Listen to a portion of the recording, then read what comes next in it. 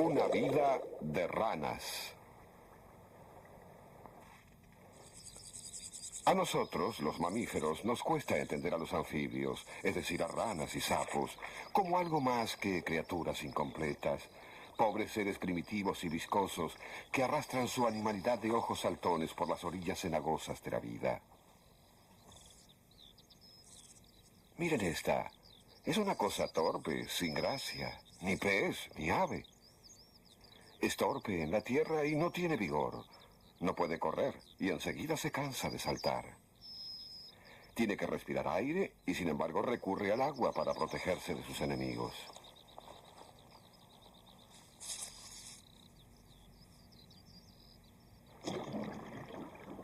Como diseño para un animal, un anfibio es desgraciado. No obstante, prosperó a lo largo de 100 millones de años. Su éxito deriva de convertir sus aparentes desventajas en ventajas. Existen muchos conceptos erróneos en cuanto a las ranas. Se supone que son verdes o pardas y que croan. Pero esto no siempre es cierto.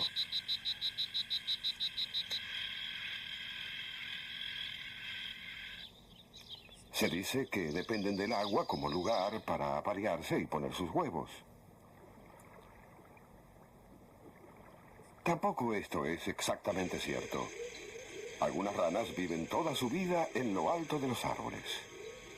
Se aparean y ponen huevos bien lejos del suelo. ¿Qué ocurre con los renacuajos?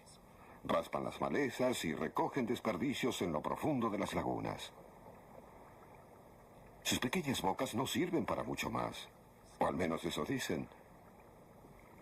Pero algunos renacuajos tienen picos duros y se comen entre sí.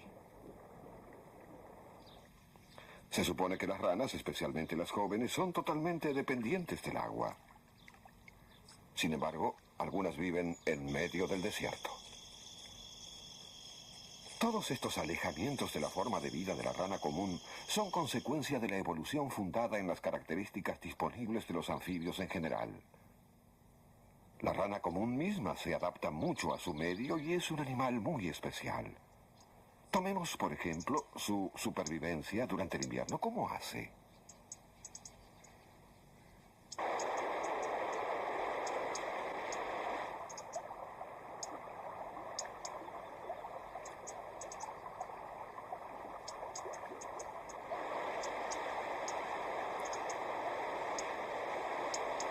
En un paisaje invernal, las aves emigran buscando calor. Y los erizos se acurrucan debajo de montones de hojas. Hasta las musarañas y los ratones encuentran la forma de mantener su temperatura corporal. Los humanos acopian cantidades de combustible preparándose para el tiempo frío.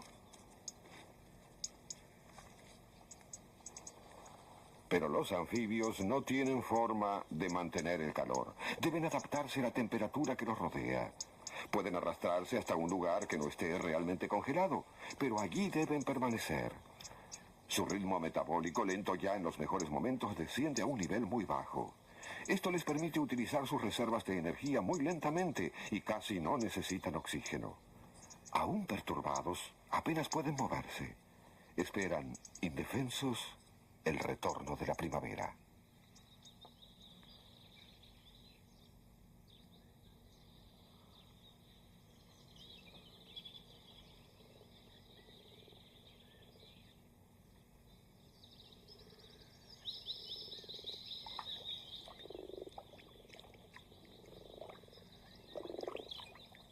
Un ritmo metabólico lento significa que son incapaces de realizar una actividad violenta prolongada, aún con una temperatura más cálida.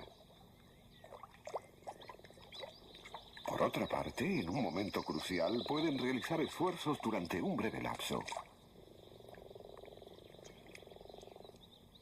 Sus métodos de reproducción son simples y nada complejos.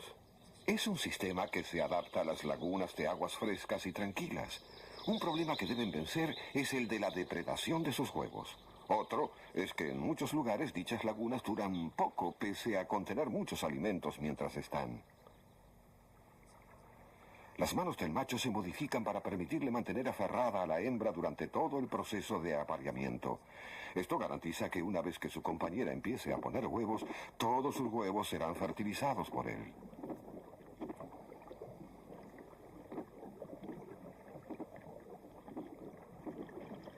Los miembros de una especie se reproducen en general prácticamente al mismo tiempo en un lugar determinado. Las parejas deben, por lo tanto, mantenerse juntas. Pero esto tiene asimismo una gran ventaja. La enorme cantidad de huevos impide casi por completo que un predador pueda comérselos todos. La nube de esperma suspendida en el agua quieta está lista para fertilizar los huevos. Si el agua se mueve demasiado, las ranas comunes no pueden utilizarlo para la reproducción.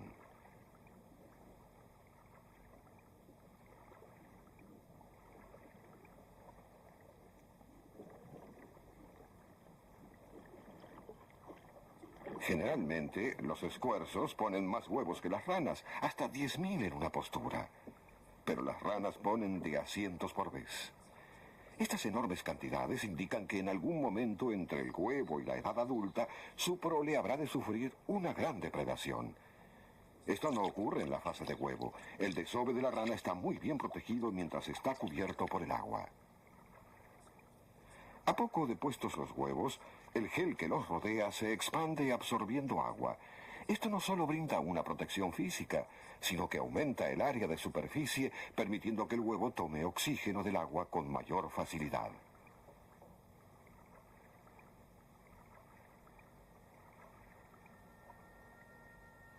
La expansión lleva aproximadamente 6 horas en tiempo real.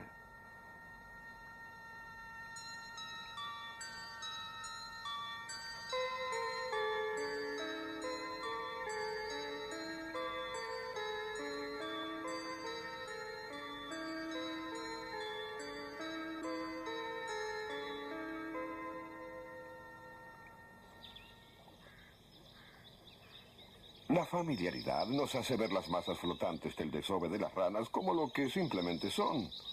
Pero en realidad son huevos muy especializados, estrechamente adaptados a su medio ambiente y a los predadores de los cuales deben huir. A lo largo de los años, los científicos han sido algunos de los depredadores menores. Debido a su gran tamaño, los huevos de rana constituyeron sujetos ideales para los primeros trabajos en embriología, el estudio del desarrollo de todo el animal a partir de una sola célula. El renacuajo es mucho más que una etapa en el camino del huevo a la rana. Al igual que los huevos, los renacuajos se adaptan perfectamente a una tarea específica.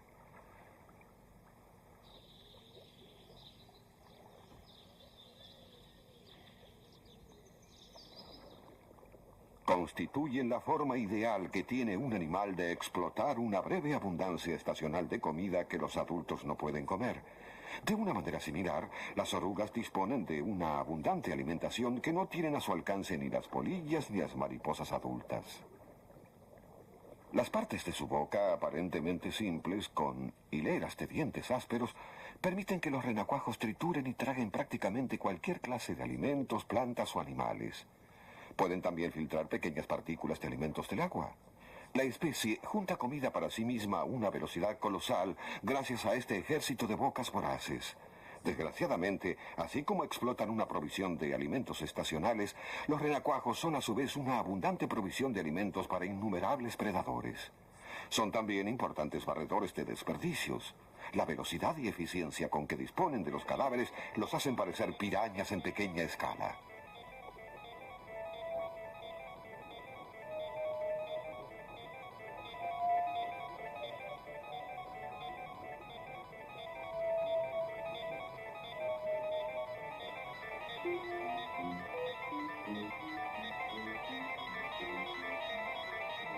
La velocidad con que se desarrollan los renacuajos es importante para todos los anfibios, ya que, al ser lo suficientemente rápida, les permite criarse en lagunas temporarias. La hormona que controla su ritmo de crecimiento proviene de una glándula que crece a medida que crece el renacuajo, o sea que el ritmo se acelera cada vez más. Solo una minoría de los renacuajos sobreviven hasta convertirse en ranas. Incluso entre los que lo logran, algunos quedan en la cadena alimentaria más temprano que tarde. Las nuevas ranas, al igual que los renacuajos, sufren una fuerte depredación, pero siempre cuentan con la ventaja de los anfibios. Pueden evitar los predadores de origen acuático saliendo a la orilla y a los predadores terrestres saltando dentro del agua.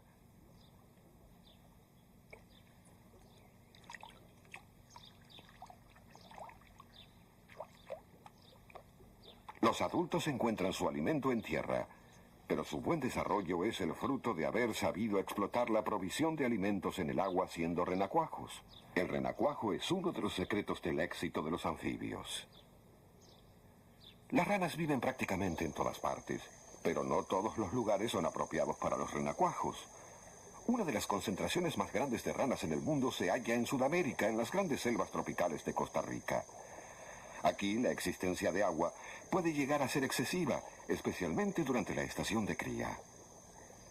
Los ríos de Costa Rica corren serpenteantes en lo profundo de la selva y el país está lleno de ranas, pero no se reproducen en los ríos.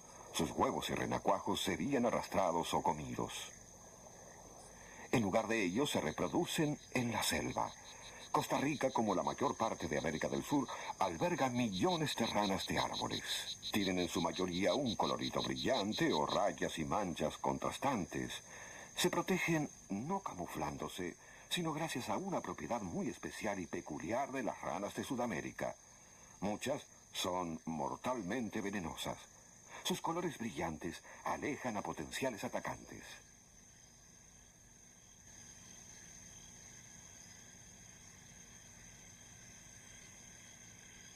Otras ranas que viven sobre el húmedo límite entre la selva y el río sí suelen camuflarse. Durante el día permanecen inmóviles en los cañaverales, esperando la seguridad de la oscuridad. Su postura hace que no se parezcan casi en absoluto a una rana. Las ranas de los árboles tienen que hacer coincidir muy exactamente su fecundación con el comienzo de la estación de las lluvias. Las ranas macho color oliva amarillento llaman a sus hembras antes de que empiecen las lluvias y con la luz del día. Se tornan así conspicuas solo durante una semana al año, cuando los machos se ponen los colores del equipo y se reúnen para un concurso de canto. Sus predadores también se reúnen. Las arañas de los pantanos son cazadoras ambulantes en medio de la vegetación húmeda, y las ranas no tienen defensa contra ellas. Como generalmente se encubren, estas ranas no son venenosas. Algunos indios sudamericanos juntan ranas venenosas para extraerles el veneno. Lo ponen en las puntas de sus lanzas para cazar, una práctica que horrorizó y fascinó a los primeros exploradores europeos.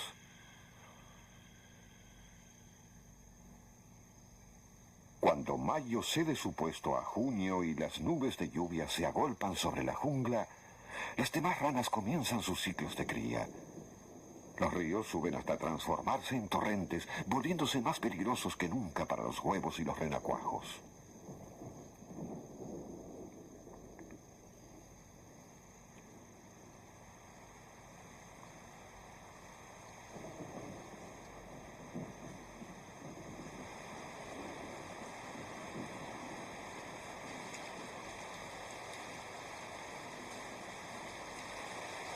La lluvia cae tan copiosa y constantemente que las hojas pueden quedar sumergidas. Se convierten entonces en un medio acuático. Es el momento que las ranas estaban esperando. Utilizan las hojas como un lugar de estacionamiento entre la morada de los adultos en los árboles y las aguas torrentosas de abajo.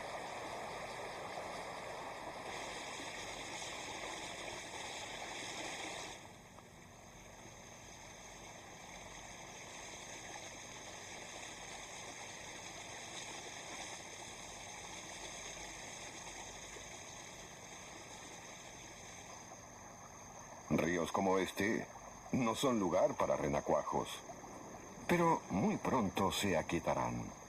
Antes de que ocurra, los huevos deben ser puestos para aprovechar la próxima época de abundancia.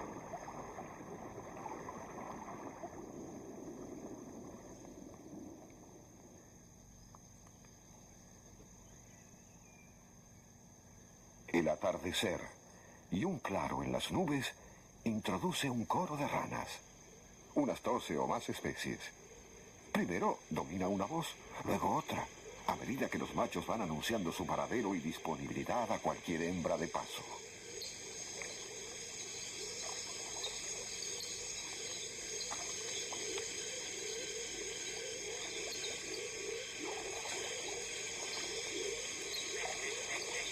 La variedad de vocalizaciones es sorprendente para un simple humano. Van desde los gorjeos de soprano de las pequeñas ranas de los árboles hasta los bajos sonoros de la rana toro. Para su propia especie, cada una dice lo mismo.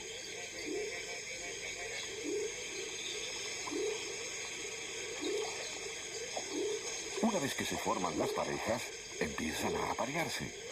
No hay tiempo que perder si quieren que su precaria estrategia de fecundación tenga éxito. La rana de los árboles de ojos rojos es típica entre muchas otras. Pone sus huevos en un racimo gelatinoso muy por encima del suelo. El macho tiene aproximadamente la mitad del tamaño de la hembra y el racimo de huevos que finalmente produce es más grande que ambos.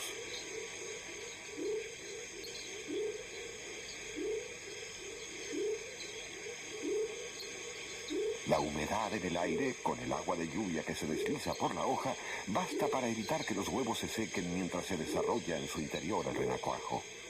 Pero allí arriba, sobre los árboles, no están totalmente a salvo.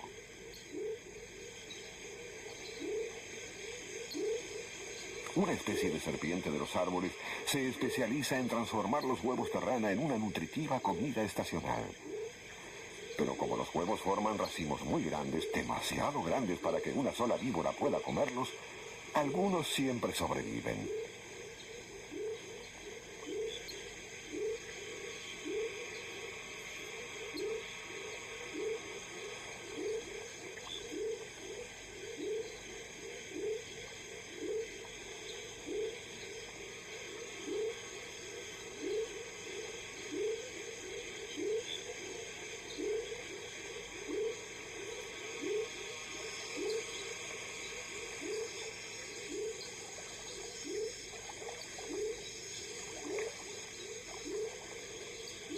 Fuera del hecho de reproducirse tan lejos del suelo, estas ranas se diferencian de la conocida rana común también. Sus patas no son totalmente palmadas. En su lugar tienen dedos que se adaptan para asirse de hojas suaves. La rana de los árboles de ojos rojos deja que sus huevos se desarrollen en la atmósfera húmeda. La regulación del tiempo es importante. El destino de los renacuajos depende de su exactitud. Por el momento, cada uno está encerrado en su sistema de apoyo para mantenerse con vida y utiliza pequeñas branquias con forma de hebras para absorber el oxígeno que se difunde en el huevo a partir del aire.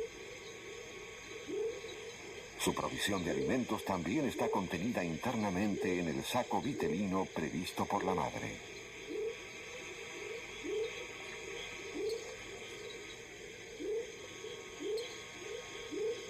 En toda la selva, a esta altura del año, las ranas de los árboles están reproduciéndose o a punto de reproducirse.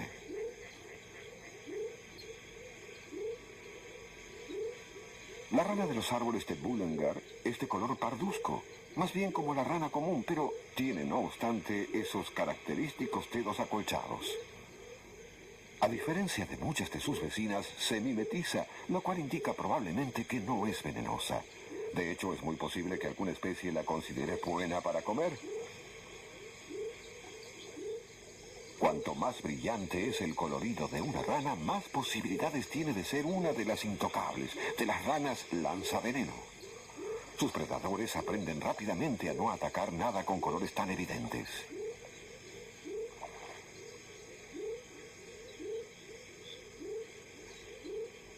En este momento, las hojas en el pantano están cargadas de huevos. Algunos de ellos pertenecen a una rana de los árboles llamada por alguna razón Hebracata, la comadreja borracha. Todas esperan que el suelo de la selva sea inundado por las lluvias. Los huevos superiores de este lote son de una segunda nidada, un poquito más atrasados que los otros en su desarrollo. Muy pronto termina el período de espera y los renacuajos empiezan a salir. Los huevos individuales se rompen y se amontonan en una sola masa de sustancia gelatinosa. Ahora se ve por qué es tan importante la regulación del tiempo. Necesitan agua abajo, pero no un río torrentoso. Los renacuajos están adaptados para utilizar la breve pero abundante provisión de alimentos del suelo inundado de la selva. Caen en él en cuanto pueden nadar.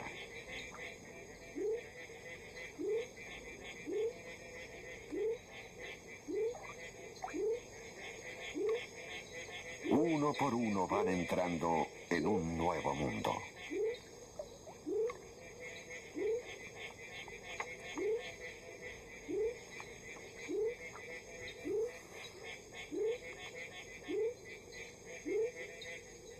En las cercanías, otra especie, conocida como la rana de vidrio, acaba de poner sus huevos. Tienen una cubierta gelatinosa bastante delgada, de modo que el macho se queda junto a ellos durante un par de días para cuidar que no se sequen. Una vez que el agua infle la sustancia gelatinosa, los huevos estarán a salvo. Es regla general entre las ranas y otros animales que cuanto menor es la prole que produce una especie, más la cuida.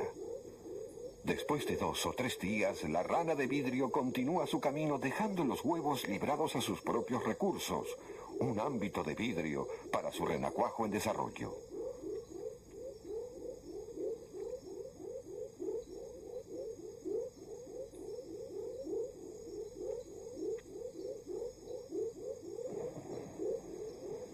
Una nueva ducha de lluvia lanza a la pequeña familia a la aventura de su vida.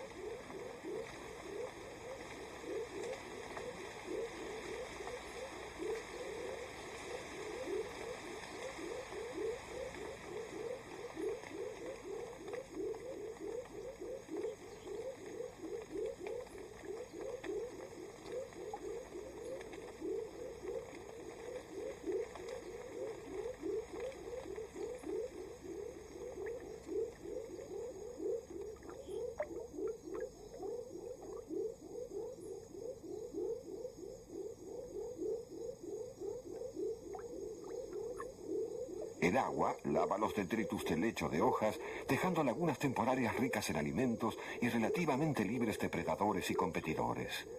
Los hábitats temporarios no tienen residentes permanentes. Algunas ranas de los árboles se especializan en utilizar aguas aún más seguras para sus renacuajos. Pueden darse el lujo de producir muy poca cría porque la cuidan con esmero.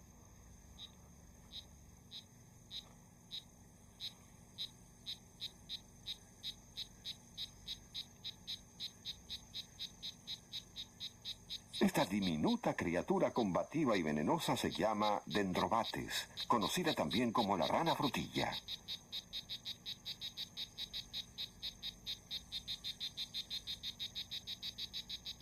Los gritos de los machos que resuenan en toda la selva convocan a las hembras y desafían a otros machos.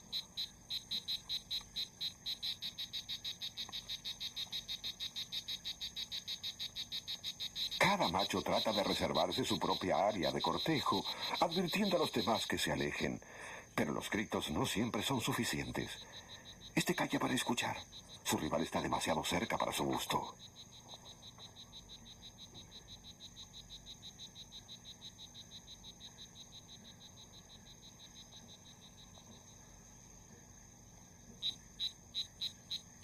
Si ninguno de los machos retrocede, el resultado es inevitable.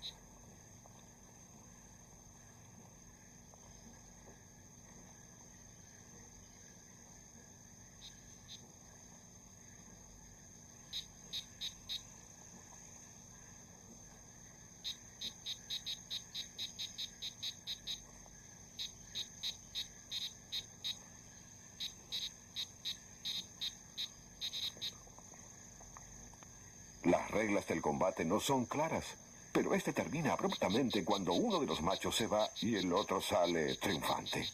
Y hay una hembra cerca.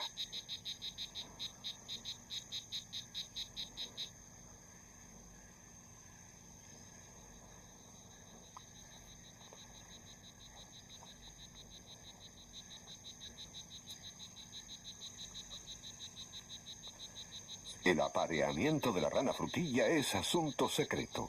La pareja desaparece debajo de una gran hoja, donde la hembra pone un par de huevos y los deja. Más tarde, regresa para buscar a los renacuajos. Estos cuelgan sobre su lomo cuando desaparece en la selva.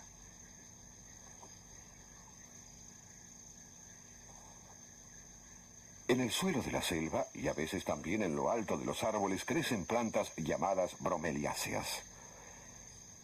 En la base de sus hojas siempre hay agua, de modo que la rana frutilla puede tener cría todo el año.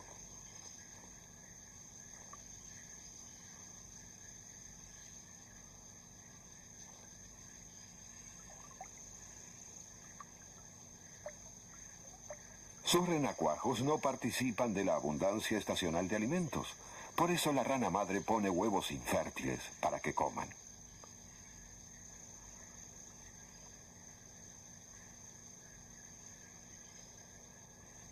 Se los deja para que se alimenten, pero vuelve regularmente a renovar su provisión.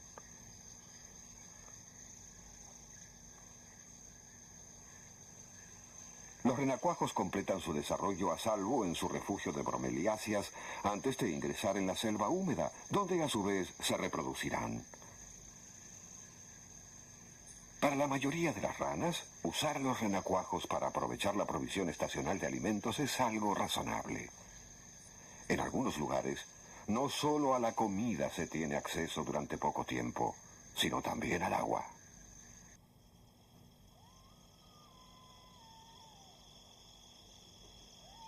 Cuando llega la lluvia al desierto de Arizona, tiene algunos efectos inesperados. Solo 2,5 milímetros de agua, apenas suficientes para estimular a las plantas a crecer, hacen salir a los sapos espada de la arena.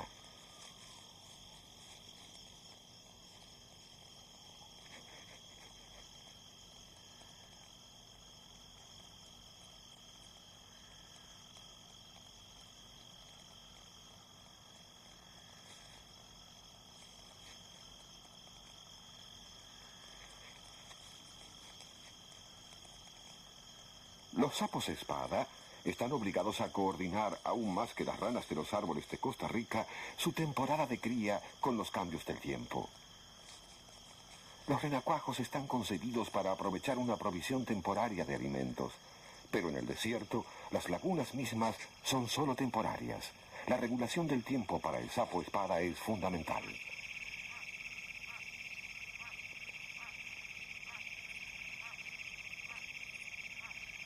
Se percibe cierta urgencia en los gritos de los machos.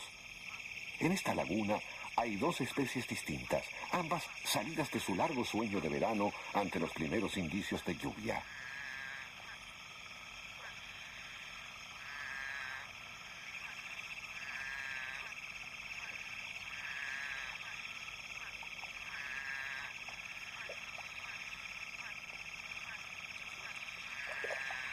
La lluvia, la cálida noche desértica y los gritos se combinan para arrastrar a los sapos a un frenesí de apareamiento y postura de huevos.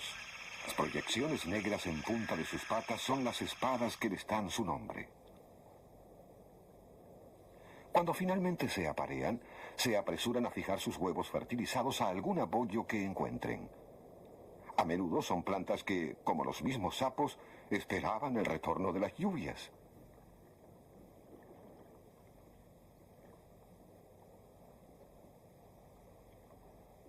En parte debido al calor del agua, pero principalmente porque evolucionaron hasta convertirse en amos de este difícil hábitat, los huevos del sapo espada se desarrollan muy rápido.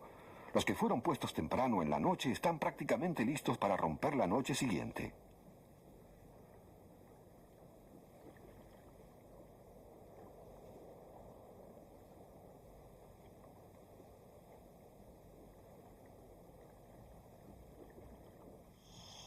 Cuando los adultos sienten que se aproxima el día, hacen una pausa en sus esfuerzos reproductivos. Con la cercanía del alba se comportan como vampiros huyendo de los rayos del sol saliente.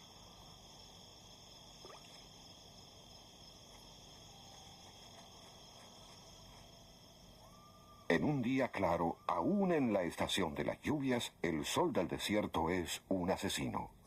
Cuando asoma el sol, los sapos desaparecen. Es su única esperanza de sobrevivir al día.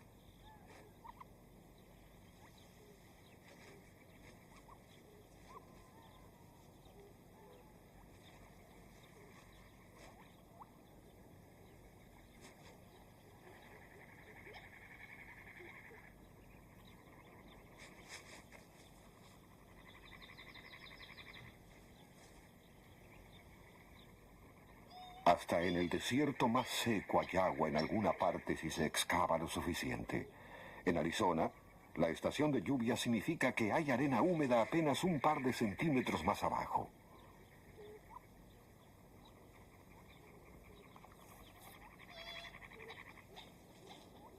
Hay incluso algunas lagunas casi permanentes establecidas por los rancheros para dar agua a su ganado. Con las lluvias se llenan de agua y de huevos de sapos espada.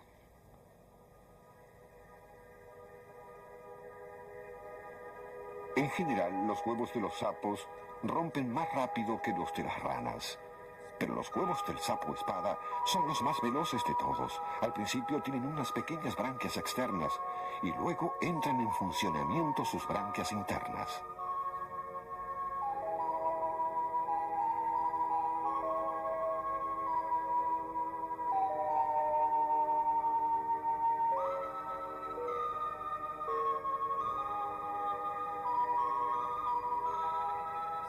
El sol calienta el agua durante el día, aumentando aún más su ritmo de desarrollo.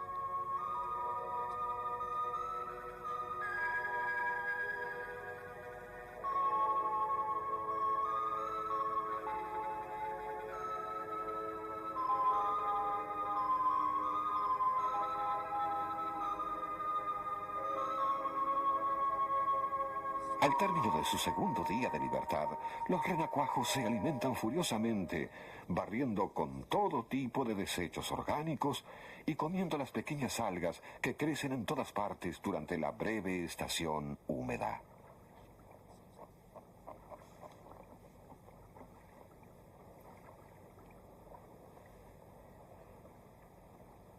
Si bien se desarrollan rápidamente, los sapos espada no tienen nada de mágico. Al igual que las ranas comunes, a medida que van creciendo producen más hormona del crecimiento, de modo que crecen más rápido todavía. En condiciones adversas producen aún más de esta hormona aceleradora. En efecto, los sapos espada aprietan este acelerador del desarrollo hasta el fondo. Después de todo, las condiciones en que viven son adversas todo el tiempo. El resultado es que pasan de huevo a sapo 4 veces más rápido que el anfibio medio. Probablemente el renacuajo no sea más que una boca y un estómago dirigidos por una cola, pero su papel en el ciclo vital es fundamental. El sapo espada tiene un rasgo que lo diferencia de todos los demás. Algunos de sus renacuajos sufren un cambio radical en su naturaleza al alcanzar determinada edad. Comienza cuando sus mandíbulas dejan de ser un implemento áspero para todo fin y se convierten en un pico córneo.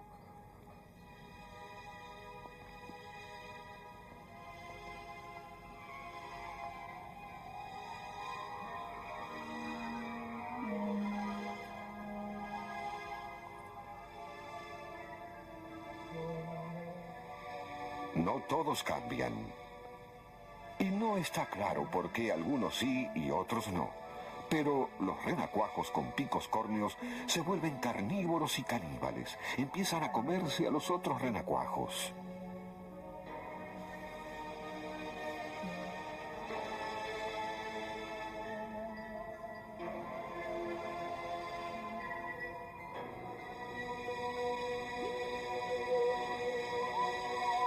Mirándolo fríamente, es una buena manera de juntar lo más rápido posible la comida disponible y que ésta se concentre en los renacuajos que más posibilidades tienen de salir adelante.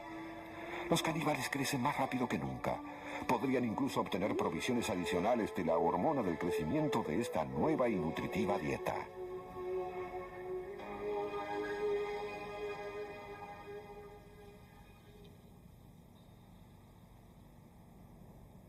Tienen que crecer rápido en estas lagunas cálidas y sombrías del desierto. Es una carrera contra el tiempo. Necesitan solamente 3 semanas, pero las lluvias ya están empezando a escasear. El sol y el viento evaporan rápidamente las lagunas formadas con las lluvias de julio, y los renacuajos se amontonan densamente en la cada vez menor cantidad de agua. En un día la laguna puede dejar de ser un recurso vital para convertirse en trampa mortal.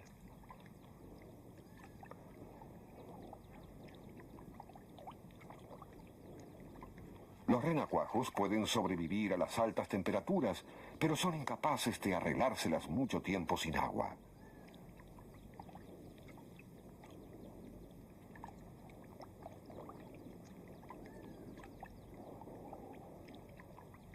Tanto los caníbales como sus víctimas están en una trampa de la que solo la lluvia puede permitirles escapar.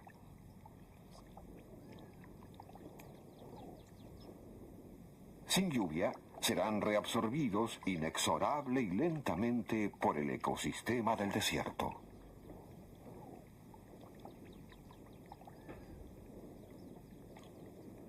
Enseguida aparecen las hormigas para empezar la redistribución de los recursos concentrados en los renacuajos. Por sorprendente que parezca, durante 1 o 2 días, los renacuajos que están más abajo retienen una chispa de vida. Otra ducha de lluvia, si llega a tiempo, recompensará su tenacidad con una segunda oportunidad.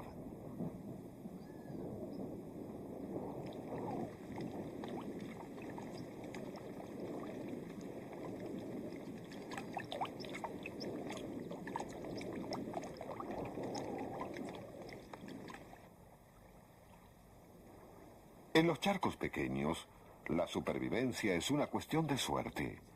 Pero en las superficies más grandes de agua, como en las lagunas para ganado, los renacuajos lo pasan mejor.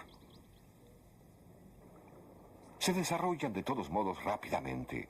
Su historia evolutiva ha sido una sucesión de carreras contra las lluvias. En 2 semanas y media de incubación, desarrollan sus patas traseras.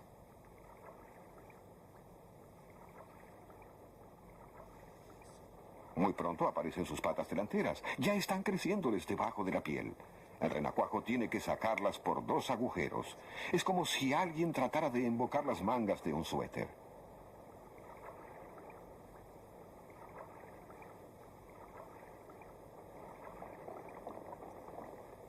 La cara del renacuajo también cambia. Los huesos de las mandíbulas se desarrollan para sostener la gran boca del sapo adulto.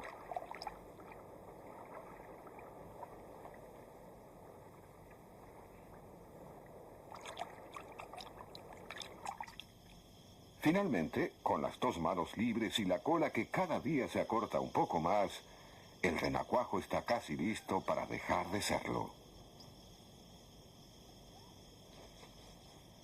Después de escapar a los peligros de las lagunas del desierto, el sapito debe enfrentar los distintos peligros del clima desértico. Solo bajo tierra puede estar a salvo del calor y del efecto deshidratante del viento del desierto.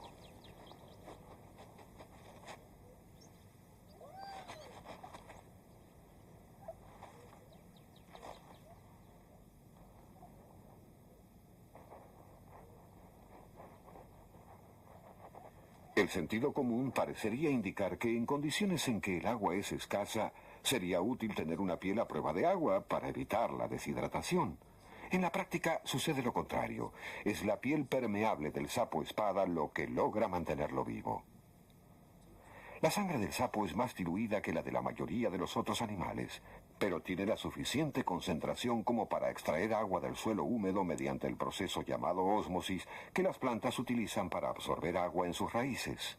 Al principio el sapo enterrado absorbe agua y la almacena en su gran vejiga. A medida que el suelo va secándose, la sangre del sapo se vuelve más concentrada y ocurren 2 cosas. Extrae del suelo toda el agua que pueda quedar y empieza a extraer agua también del contenido de su vejiga. Su metabolismo se vuelve más lento. Al igual que la rana común y muchos otros anfibios, permanece en animación suspendida hasta que retornen tiempos mejores. El resultado es que el sapo sobrevive fácilmente durante toda la estación seca.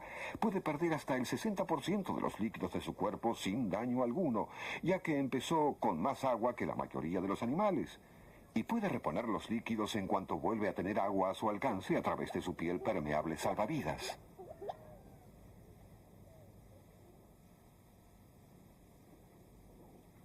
No todas las ranas de los desiertos adoptan la misma técnica para sobrevivir al calor.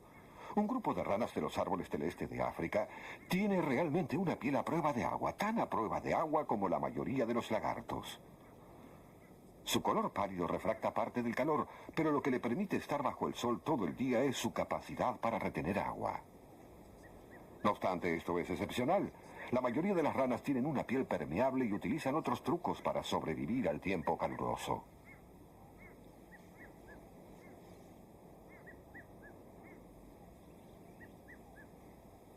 La rana toro africana se pone a cubierto o excava como el sapo espada. Pero con una diferencia. Se recubre con una sustancia a prueba de agua producida por glándulas de su piel, las mismas glándulas que mantienen húmeda la piel de la rana común, pero mucho más desarrolladas. Cuando finalmente llegan las lluvias, el agua hace entrar a la rana toro en acción después de su larga siesta de la estación seca.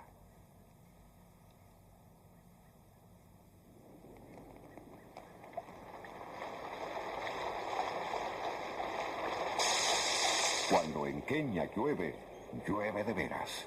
El agua penetra en el suelo agrietado y en el cubil de la rana.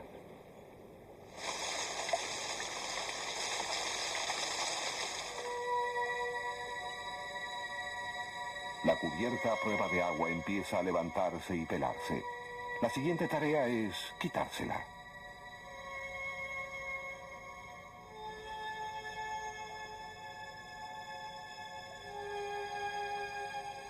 Cuando la rana se despierta, empieza a moverse y sacudirse. La piel se afloja y los movimientos de la rana se vuelven más decididos. No puede salir a alimentarse hasta no quitarse totalmente la cubierta.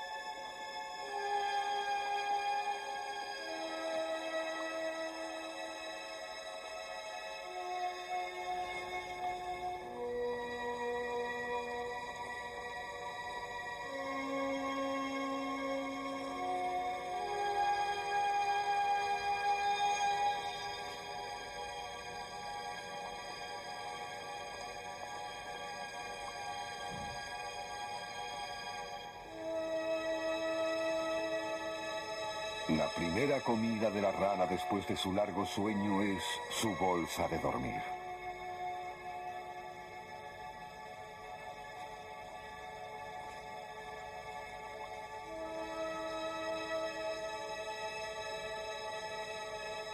La piel permeable de los anfibios es una ventaja para el sapo espada, una desventaja superada para la rana toro, y es rechazada y reemplazada por las ranas de los árboles resistentes al agua. Lo que todos tienen en común es el ritmo metabólico muy lento que les permite sobrevivir a largos periodos de inactividad sin tener que alimentarse. Todas las adaptaciones exóticas que hemos visto hasta ahora tendían a proteger a las ranas de los efectos del calor. Hay ranas que viven en el agua justo sobre el punto de congelamiento, en el noroeste de los Estados Unidos. Estos anfibios de aguas frías descienden de una antiquísima estirpe. Son primitivos, pero prosperan en un medio adverso.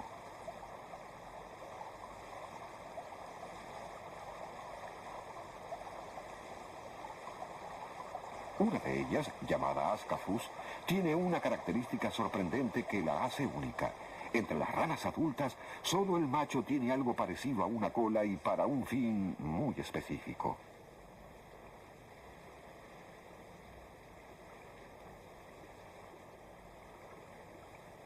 Los adultos pueden sostenerse en el agua que fluye velozmente, pero los huevos y el esperma no.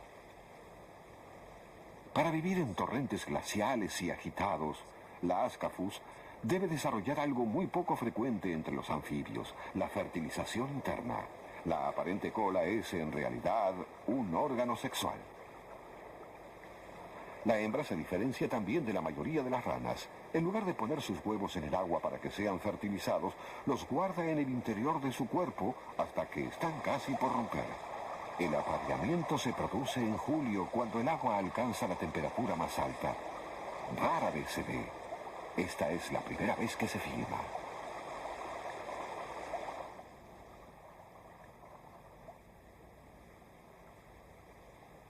No parece haber cortejo ni exhibición de ningún tipo. La Ascafus no tiene tímpanos, y lo que es bastante lógico, tampoco tiene voz. Es posible que la hembra sea movida a cooperar por los abrazos del macho.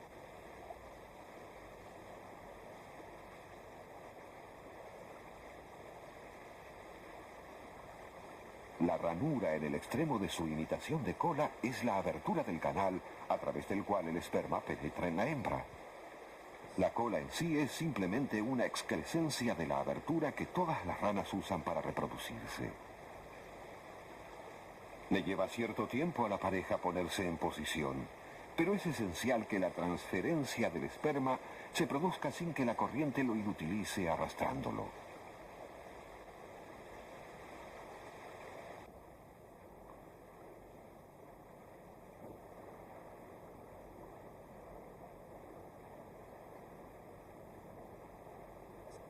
Algunas ranas que viven en las montañas se mantienen alejadas de los peligros de los torrentes. Sus hembras guardan los huevos en el interior de su cuerpo hasta que se rompen. Una especie los guarda en realidad hasta que se desarrollan como ranas. Pero hacer esto significa ceder la valiosa oportunidad de alimentación que representa el renacuajo. En lugar de ello, la Ascafus pone sus huevos 9 meses después del apareamiento, justo antes de que rompan. Los renacuajos que aparecen se adaptan perfectamente a la vida en torrentes rápidos. Se aferran a piedras del lecho del río gracias a labios que desarrollaron como chupadores. Tienen un perfil aerodinámico, más bien chato, de modo que el agua se desliza entre ellos con más facilidad. Dentro del chupador tienen las hileras usuales de dientes ásperos. Viven barriendo las algas pequeñas de las piedras, arrastrándose sobre su chupador como una lapa. Son grandes nadadores, pero solo en distancias cortas, de una piedra a otra. De las selvas vaporosas de Costa Rica a los helados torrentes de Oregón, es grande el trecho para los ránidos, con adaptaciones amplias y variadas en ambos extremos. Los dedos de las ranas de los árboles y el órgano sexual de la Ascafus constituyen dos extremos de modificación física. Pero las ranas de país seco en el centro, la rana toro y el sapo espada son lo que podríamos llamar ranas comunes superdesarrolladas. Sin ser muy distintas físicamente, llevan la fisiología anfibia a sus límites. Pese a su adaptabilidad, los anfibios pueden ser derrotados por un factor que está fuera de su control. No pueden vivir sin agua limpia. No obstante, la buena noticia es que la gente está tomando conciencia de lo importante que es el agua limpia también para la humanidad, y se están reciclando lagunas y estanques. Esto crea un nuevo problema, especialmente para los sapos comunes cuando se reúnen en sus lugares de reproducción al empezar la primavera. Durante un par de semanas en marzo, convergen de cercas y jardines de kilómetros a la redonda, y para llegar al agua muchas veces tienen que cruzar rutas.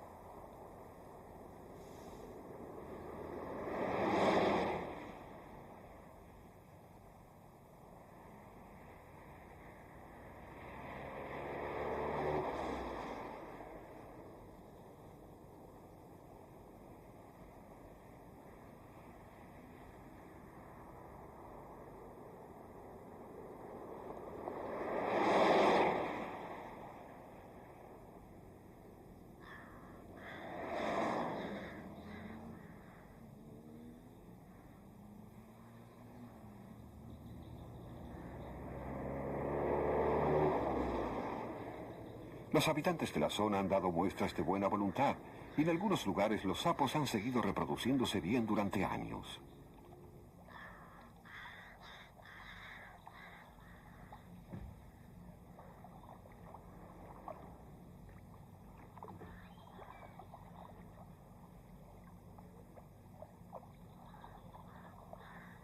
En la primavera de 1985, los sapos recibieron en Gran Bretaña rango oficial y un cartel indicador propio. Tal vez sean viscosos y torpes, pero sobrevivieron en las buenas y en las malas durante muchísimo tiempo. Por más que lleven una vida de rana alejada de la nuestra, los anfibios cumplen con un fin útil para la humanidad, aunque más no sea como especie indicadora. Un medio ambiente apto para ranas y sapos es también apto para nosotros, mamíferos de sangre caliente.